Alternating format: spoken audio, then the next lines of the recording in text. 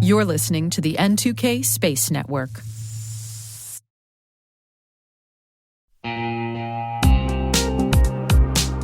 Hey everybody, Dave here. I've talked about Delete Me before, and I'm still using it because it still works. It's been a few months now, and I'm just as impressed today as I was when I signed up. Delete Me keeps finding and removing my personal information from data broker sites, and they keep me updated with detailed reports, so I know exactly what's been taken down. I'm genuinely relieved knowing my privacy isn't something I have to worry about every day. The Delete Me team handles everything. It's the set it and forget it peace of mind. And it's not just for individuals. Delete Me also offers solutions for businesses, helping companies protect their employees' personal information and reduce exposure to social engineering and phishing threats. And right now, our listeners get a special deal, 20% off your Delete Me plan.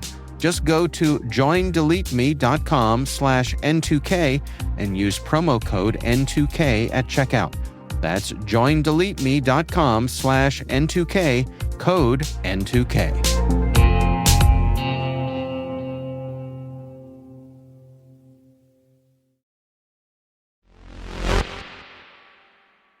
Today is August 1st, 2025. I'm Maria Varmazis, and this is T-Minus. T-minus 20 seconds to LOS speed rest. Go for deploy. Roger, roll. 5. NASA's Glenn Research Center in Cleveland is seeking proposals for the use of its historic aircraft hangar. 4. The U.S. Space Force has approved the operational acceptance of a milestone upgrade to the ground-based optical sensor system at White Sands Missile Range. 3. ispace has entered an agreement with Bridgestone Corporation to advance the application of their tires for lunar rovers. 2. Echostar has selected MDA Space as the prime contractor for a direct-to-device satellite constellation. 1. NASA SpaceX Crew11 are heading to the International Space Station.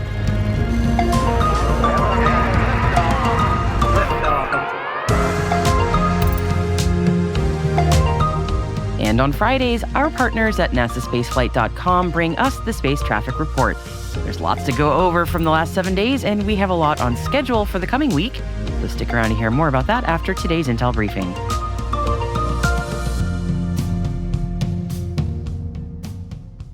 Happy Friday and happy August. Thanks for joining me. It was the second time around for NASA's SpaceX Crew11, who finally launched on their mission to the International Space Station earlier today. After yesterday's last-minute scrub due to unfavorable weather conditions, Crew11 is finally in orbit and heading to the orbiting lab to start Expedition 73. NASA astronauts Zena Cardman and Mike Finke, along with JAXA astronaut Kimia Yui and Roscosmos cosmonaut Oleg Platonov, were all smiles following the launch from Kennedy Space Center, and they're due to dock with the space station on Sunday. Among the crowd cheering them on were acting NASA Administrator Sean Duffy and his Russian counterpart, Roscosmos Director General Dmitry Bakanov, and they held a meeting ahead of the launch attempt yesterday. It was the first in-person meeting between the top NASA and Russian Space Agency heads in 8 years. Russia's TASS news agency reported that Bakanov said the conversation went very well, and they agreed to continue using the ISS until 2028, and they would work on the deorbiting process until 2030. Bakanov is expected to participate in the post-launch press conference, which is scheduled for the time that we are recording today's show right now. So we will bring you more on that in the next week. Echostar Corporation has selected MDA Space as the prime contractor for a new non-terrestrial low Earth orbit direct-to-device satellite constellation. And with this contract, MDA Space is on track to begin volume manufacturing of the world's first 3GPP 5G compliant non-terrestrial network using LEO satellites. The initial contract is valued at approximately $1.3 billion and includes the design, manufacturing, and testing of over 100 software-defined MDA Aurora D2D satellites. The contract comes with options for a full initial configuration of a network of over 200 satellites, which would increase the approximate total value to $2.5 billion. The constellation will be fully compliant with the newly created non-terrestrial network and 3GPP standards, allowing Echostar to provide messaging, voice, and broadband data and video services upon launch to all phones configured to the standard without modifications. Delivery of satellites is planned for 2028, with commercial service starting in 2029. Let's head on over to Japan now, and ispace has entered into an agreement with Bridgestone Corporation. Bridgestone is developing tires for lunar rovers, and the new partnership aims to advance the practical application of the tires. ispace will collaborate with Bridgestone to enhance the performance of its small and medium-sized lunar rovers by equipping them with Bridgestone's tires. ispace is currently developing prototypes of the rovers, featuring lunar surface exploration capabilities, including high-resolution video and data capture functions, as well as a design that prioritizes functionality, despite their compact size, for use in lunar water resource utilization. Both companies plan to assess the feasibility of the technologies and business opportunities on the lunar surface and aim for the practical application of these tires as early as 2029. The U.S. Space Force has approved the operational acceptance of a milestone upgrade to the ground-based optical sensor system known as GBOSS at White Sands Missile Range. The GBOSS at the ground-based electro-optical deep space surveillance site in New Mexico was the first to go through final testing, and now USSF is in the integrated testing phase of an upgrade to its ground-based electro-optical deep space surveillance site in Maui, which will upgrade to GBOSS upon operational acceptance. The Space Force continues to invest in capabilities like GBOSS to advance space domain awareness. It offers capabilities that provide timely, relevant, and actionable understanding of the operational environment that allows military forces to plan, integrate, execute, and assess space operations. GBOSS improves on the USSF's ability to map the space operating environment for Guardians to conduct defensive and offensive operations in response to threats and close protect and defend kill chains. NASA's Glenn Research Center in Cleveland is seeking proposals for the use of its historic aircraft hangar, along with a parking lot, tarmac, and a small neighboring office building.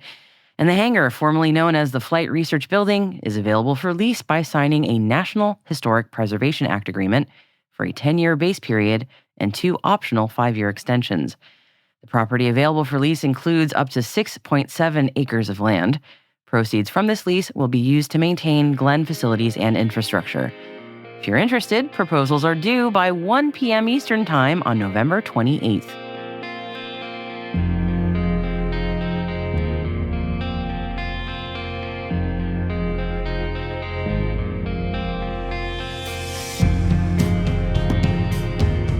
And you can find links to that call for proposals in the selected reading of our show notes. N2K senior producer Alice Cruz joins us now with the other stories that we've added in today. Alice? Thanks, Maria. We've included 2 launch announcements that our friends at NSF will be talking about in the Space Traffic Report. New Shepard's NS-34 is due to lift off on Sunday, and Rocket Lab is due to launch a 5th Electron mission for IQPS on August the 5th. And those links can also be found on our website, space.n2k.com. Alice, do you want to introduce our deep space for this weekend? Sure. Hey T-Crew, tune in tomorrow for T-Deep Space, our show for extended interviews, special editions and deep dives with some of the most influential professionals in the space industry. Tomorrow, I'll be talking to Wendy Lawrence about her career as a former NASA astronaut and her support for STEM outreach in the future space workforce. Check it out while you're gardening, hitting the gym, or simply getting over the shock that we're already in the month of August. How on earth did that happen? You don't want to miss it.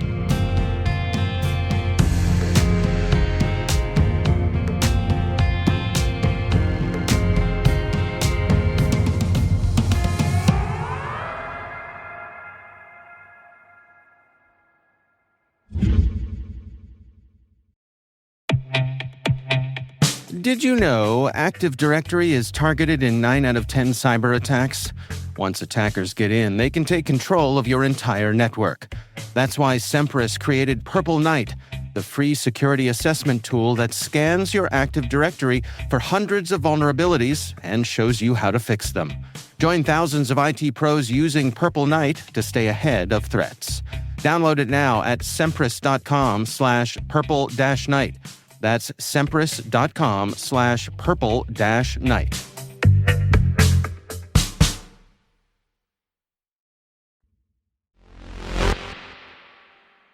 And as always on Fridays, we have our partners at nasaspaceflight.com giving us the Space Traffic Report. I'll hand you over to NSF now. I'm Alicia Siegel for NSF, and this is your weekly space traffic report for T-minus Space. It was a busy week with launches all over the world, starting off on July 26th with the Vega C launch from French Guiana. The rocket ignited its solid first stage and jumped off the pad at Europe Spaceport at 2:03 UTC, carrying a total of 5 satellites to space. One of the payloads was the Microcarb satellite, a joint mission between the UK Space Agency and the French space agency CNES. From its perch in sun-synchronous orbit, it'll map carbon dioxide in Earth's atmosphere, studying how greenhouse gas is emitted and absorbed across the world. With Microcarb, the agencies want to learn more about the CO2 released by human activities and how much of it is absorbed by natural sinks like forests and oceans. The other 4 satellites on this launch were also for CNES, specifically for the agency's CO3D mission. The satellites will observe our planet's surface in 3 dimensions for both military and civilian purposes. What's special about these satellites is that they're built by Airbus, based on a satellite bus derived from the OneWeb internet satellites. One of the satellites is also equipped with a system to test optical laser communications for sending data back to Earth. Later that day at 9:01 Universal Time, a Falcon 9 lifted off from Florida carrying 28 Starlink V2 mini satellites into low Earth orbit. The mission was flown by booster B-1078. It wrapped up its 22nd flight by successfully touching down on SpaceX's drone ship, a shortfall of Gravitas. The next day, another Starlink mission took off, but this time from California. Though the mission was labeled 17-2, this was actually the 3rd batch of 24 satellites, Starlink Group 17. SpaceX doesn't seem to launch those missions in order. Booster B-1075 flew this mission on its 19th flight, which ended successfully by landing on the deck of Course I Still Love You. Over in China, we had a Changzheng 6A launching internet satellites from the Taiwan Satellite Launch Center. Lifting off on July 27th at 10:03, the rocket carried 5 satellites into polar orbit, which joined the Guowan constellation, also known as SatNet. So far, we've only seen a handful of launches for this constellation, but it's supposed to grow to a true mega constellation with around 13,000 satellites. On July 29th, a Hyperbola 1 rocket lifted off from Zhochuan at 4:11 UTC. This marked the return to flight for this rocket just over a year after its last failure. Hyperbola 1 is developed by Chinese company ispace, with a capital S, not to be confused with Japanese lunar exploration company ispace, all lowercase. For this launch, the rocket carried the 3rd satellite for the Quen-Peng constellation of commercial Earth observation satellites. The flight went without issue, giving the Hyperbola 1 a success rate of 50% over 8 launches. Next up, we had the long-anticipated launch of the first Australian-built orbital rocket. It ignited its 4 hybrid engines at the Bowen Orbital Spaceport in Australia on July 29th at 22:35 UTC before slowly climbing and clearing the tower, but that's about all that it achieved. Shortly after ignition, one of the first stage engines shut off and the rocket started moving sideways. Not too long after, it lost even more power and dropped to the ground after 14 seconds of flight. Later in the week, Gilmore posted on social media that it had recovered the rocket's payload from the rubble, a jar of Vegemite. It looks a bit battered, but the company believes that it's serviceable and reported that the payload is safe. Regardless of the outcome, the launch marked an exciting return to orbital launches from the country, and this time with a homegrown rocket. As a parody account put it on social media, like your first time reversing a trailer, you're not supposed to nail it the first go. So here's to hoping that Ares Test Flight 2 will go much farther. Next, we head back to the US for another Starlink mission. On July 30th at 3:37 Universal Time, Falcon 9 lifted off from Cape Canaveral carrying another 28 Starlink V2 minis. SpaceX used booster B-1069 for this flight on its 26th mission, and after going to space and back, it successfully landed on the deck of Just Read the Instructions. In China, a Changzheng 8A launched the 2nd SatNet mission of the week on July 30th. The rocket lifted off from the commercial site of Wenchang at 7:49 UTC, adding 9 satellites to the constellation. Later that day, we also had a launch from India. A GSLV took to the skies above the Satish Dhawan Space Center to launch the NISAR satellite. NISAR is short for NASA-ISRO Synthetic Aperture Radar, and as the name suggests, this joint mission will study our planet with its radar instrument. The satellite will map our planet's surface and measure changes down to a centimeter using 2 frequency ranges for its SAR observations. ISRO developed an instrument to use the S-band at a 10-centimeter wavelength, which is sensitive to moisture and light vegetation, among others. This helps the instrument to study agriculture, changes in soil moisture, and even vegetation growth. NASA also provided an instrument using the L-band at 24-centimeter wavelength. It's sensitive to larger features and will be used to study changes in land and ice, and its signal can also penetrate deeper into vegetation. NASA plans to operate this instrument for 3 years, while ISRO wants to operate its instrument for 5. But first, NISAR awaits a 90-day commissioning phase, which includes the deployment of its large reflector. Back in China, a Kuaizhou 1A from the company X-Pace lifted off from Xichang on July 31st at 2 o'clock Universal Time. Encapsulated in its fairing was a Chinese-built Earth observation satellite for Pakistan's National Space Agency, known as the Space and Upper Atmosphere Research Commission, or SUPARCO. Reportedly, the satellite will be used for land surveys and disaster prevention and mitigation. Closing out the month of July, we had one more Starlink launch from California, which lifted 19 Starlink V2 mini satellites into a sun-synchronous orbit. That number is a bit low for what we're used to, and since the previous Group 13 mission carried 2 classified payloads, it's possible that this flight also includes some satellites that SpaceX didn't tell us about. The booster for this mission was B-1071, which flew for the 27th time and became the second to do so. It landed successfully on SpaceX's drone ship Of Course I Still Love You, which was stationed downrange in the Pacific. The 4 Starlink missions this week added 99 satellites to the constellation, bringing the total launched up to 9,336. Of these, 1,240 have returned back to Earth, and 7,040 are currently in their operational orbits. And if you like numbers, here are a few more. Throughout the month of July, we saw 24 launches. As always, SpaceX led the pack with 13 Falcon 9 launches, including the rocket's 500th. China followed with 6 successful missions, and the month's single failure was the aforementioned Eris launch, which also added a new launch operator country to Alex's spreadsheet: Australia. Closing out the week, we had the launch of SpaceX's Crew11 mission to the International Space Station. The mission had been scheduled for a day earlier, but at just 1 minute to launch, it scrubbed for weather.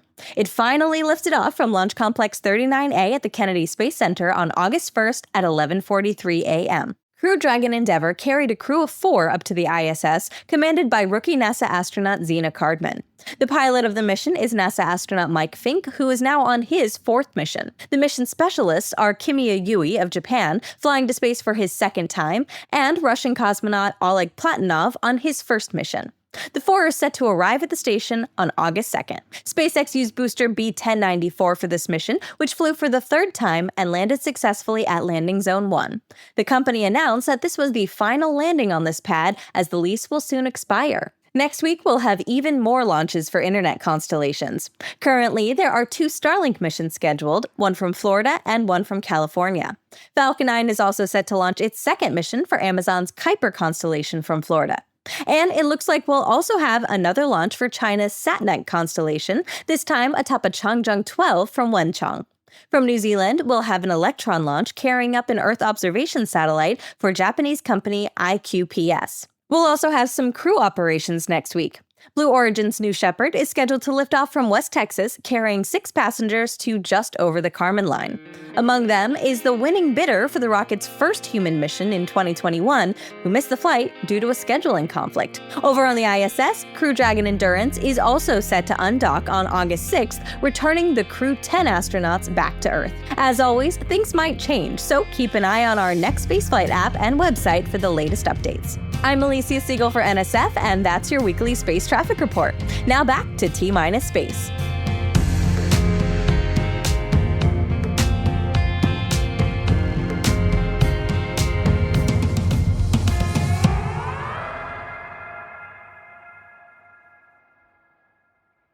We'll be right back.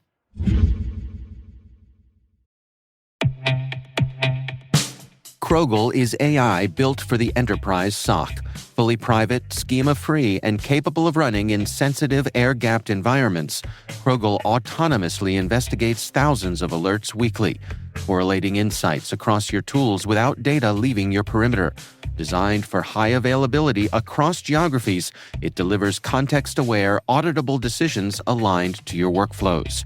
Krogel empowers analysts to act faster and focus on critical threats, replacing repetitive triage with intelligent automation to help your SOC operate at scale with precision and control. Learn more at krogl.com. That's CROGL.com.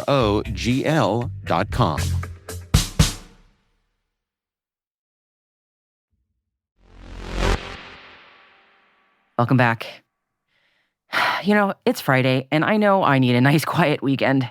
And listen, I know many of you all listen to this show specifically to get away from a lot of the chaos of the political realm right now that is basically inescapable otherwise. And we do try our best here to do just that. Sometimes there's a story that we see over and over and purposely just do not want to touch it with a 10-foot pole because it has partisan political rancor written all over it. Location of Space Force HQ for one thing. It makes us go, do we really gotta wade into this? Yes, sometimes we gotta. Here's one recent example. The home of the Space Shuttle Discovery. Yes, it has been happily in the Smithsonian's ownership in the Washington, D.C. area since 2011, after NASA decommissioned it officially, and the Smithsonian asserts NASA signed all rights to the Discovery, specifically to the Smithsonian's care. The update to all this is from this past July, when President Trump's big, beautiful bill, you may have heard of it, got signed into law. Neatly included in the reams and reams of pages of that bill was the Bring the Space Shuttle Home Act, written by the two senators from Texas, Cornyn and Cruz, who, as it says on the tin, have provisioned $85 million to bring the Discovery to where, they say, she truly belongs, which would be the NASA Johnson Space Center, or JSC, in Houston. And as you can imagine, Texas Governor Greg Abbott said it's long overdue for a retired NASA space shuttle to rest at Houston's Johnson Space Center so Texans can see, learn from, and enjoy it for generations. And to be fair, think of the massive role that JSC plays in all things NASA, especially regarding human spaceflight and, of course, the space shuttles.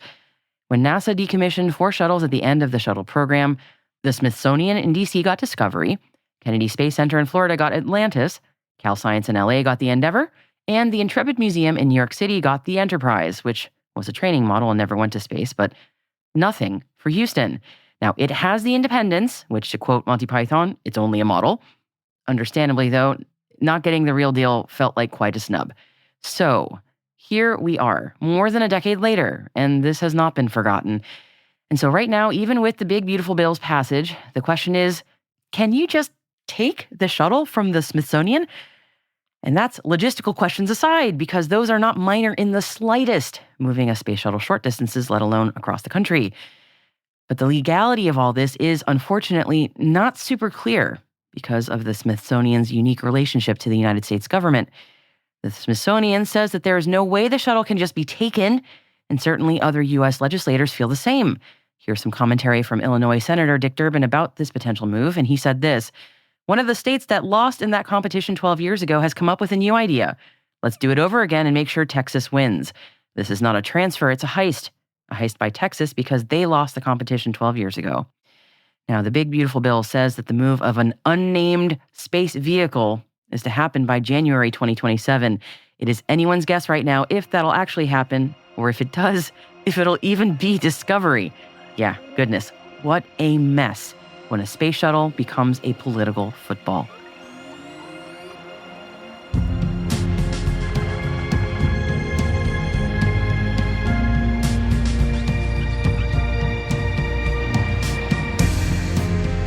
And that's T-Minus, brought to you by N2K Cyberwire.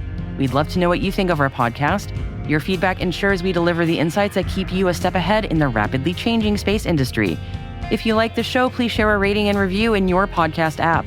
Please also fill out the survey in the show notes or send an email to space@n2k.com. We're proud that N2K Cyberwire is part of the daily routine of the most influential leaders and operators in the public and private sector, from the Fortune 500 to many of the world's preeminent intelligence and law enforcement agencies. N2K helps space and cybersecurity professionals grow, learn, and stay informed. As the nexus for discovery and connection, we bring you the people, the technology, and the ideas shaping the future of secure innovation. Learn how at n2k.com. N2K's senior producer is Alice Carruth. Our producer is Liz Stokes. We're mixed by Elliot Peltzman and Trey Hester, with original music by Elliot Peltzman. Our executive producer is Jennifer Iben. Peter Kilpie is our publisher, and I'm your host, Maria Varmazes. Thanks for listening. Have a great weekend.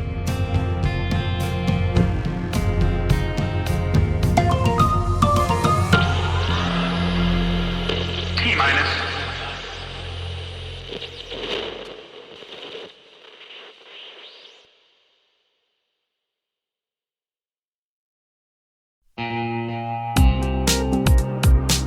Bad actors don't break in, they log in. Attackers use stolen credentials in nearly 9 out of 10 data breaches, and once inside, they're after one thing: your data. Varonis' AI-powered data security platform secures your data at scale. Across LaaS, SaaS, and hybrid cloud environments, join thousands of organizations who trust Varonis to keep their data safe. Get a free data risk assessment at varonis.com.